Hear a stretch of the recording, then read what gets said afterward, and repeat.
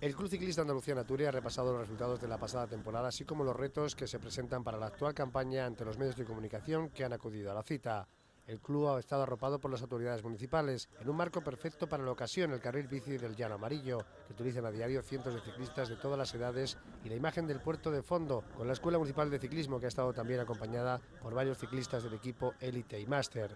Joaquín Garnica, presidente del Club Ciclista Andalucía Nature, ha querido agradecer a los presentes, así como a los patrocinadores, además del colegio Nuestra Señora de los Milagros, que cede sus instalaciones para los entrenamientos de la Escuela Municipal de Ciclismo de Algeciras los martes y los jueves.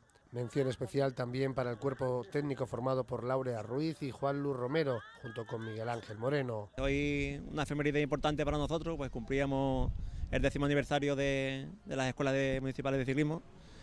Por tanto, una fecha importante para nosotros. Hoy hemos hecho la foto oficial de los alumnos de esta temporada.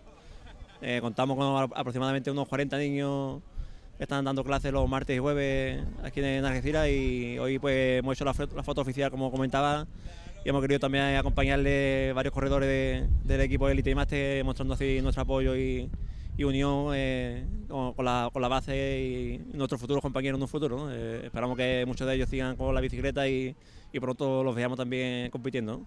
La próxima cita para los más pequeños ciclistas será el 7 de abril en Chiclana, Valedera, para el Campeonato Provincial de Cádiz. ¿Y qué deporte te gusta?